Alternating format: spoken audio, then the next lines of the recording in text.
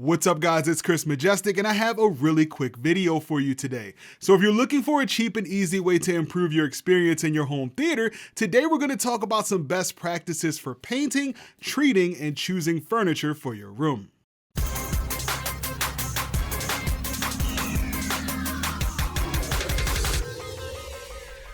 Today's video is sponsored by Keeps. So the closer I get to 40, the more I can start to see my hair thinning. And more than half of my friends are rocking a shiny bald head right now because of thinning or baldness. I guess this makes sense considering 2 out of 3 guys will experience some form of hair loss by the time they're 35. So if you've never heard of it, Keeps is a subscription service that offers clinically proven treatments to stop hair loss. They give you access to a network of expert medical advisors that will help you make your hair loss goals a priority and help you select the right products for your specific condition. Hair loss stops with Keeps, and to get 50% off your first order, go to keeps.com/chrismajestic or click the link in the video description. Again, that's keeps.com/chrismajestic. I want to thank Keeps for sponsoring today's video, and let's jump back into it.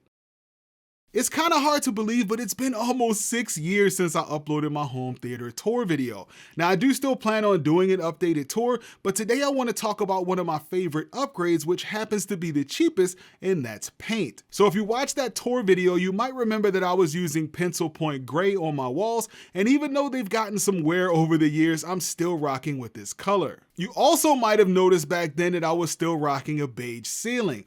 Well, a couple years ago, I painted the ceiling in front of my screen flat black, and I think this might actually be my favorite upgrade. So now I have dark gray walls and a black ceiling. So why did I do this? Well, aside from ambient light, one of the most important things to consider if you're using a home theater projector is reflections in light-colored surfaces. This includes things like your walls, ceilings, and floor. And the reason this is important is because light-colored surfaces will often reflect light from your projector screen. So the light comes from your projector and then onto your screen, and the light doesn't just bounce towards you, but it also bounces around the entire room. So if you have a white ceiling, the light from your projector is going to bounce off of the screen onto your ceiling and back onto the screen. This has a drastic negative effect on contrast, and in some cases it can be almost as bad as having the lights on in your room. Before I painted my walls dark gray, I thought the image on my projector screen looked fantastic.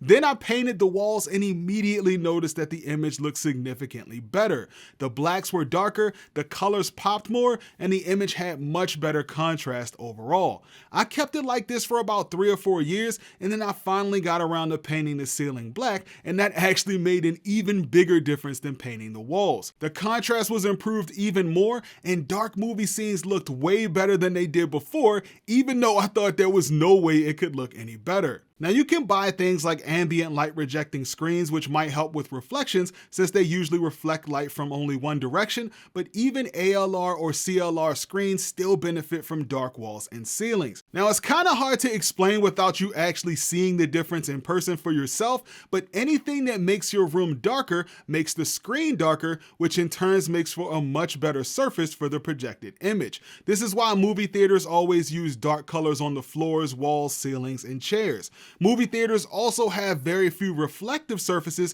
which is something I hadn't really thought about until I started thinking about more ways to improve my home theater. And this brings us to other furniture or objects in your room. Reflective surfaces like tabletops, lights from your seats, cell phones, or even lights from something across the room can affect your viewing experience. So something like this glass cover on the top of my TV stand or my light colored carpet could actually be causing issues as well.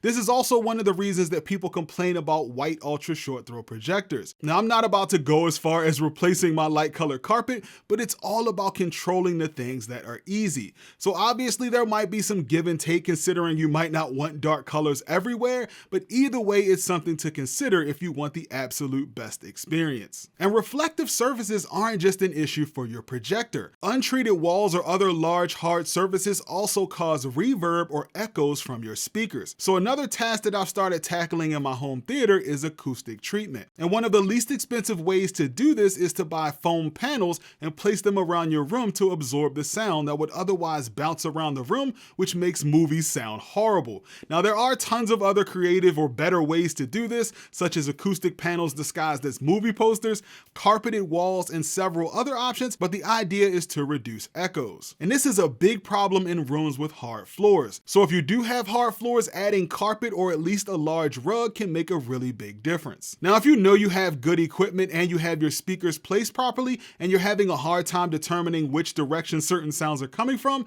then you may have a reverb issue and your room might benefit from some sound treatment. I've been in some home theaters with really good speakers, but the reflections killed the listening experience. And I'm not immune to this issue since this was the case for my room with my previous setup, since some of my surround speakers were reflecting the sound off the front wall, which clashed with the sound from the front speakers. So long story short, even if you have great home theater equipment, you could possibly get your system looking and sounding even better with some simple changes. And if you're anything like me, you probably love the idea of improving things without spending a ton of money. But that's gonna do it for this video, guys. Hopefully you found it helpful. If you did, as always, go ahead and make sure you mash that like button for me. If you haven't subscribed to the channel, go ahead and make sure you hit that subscribe button and hit the bell icon so you get notified whenever I post new videos.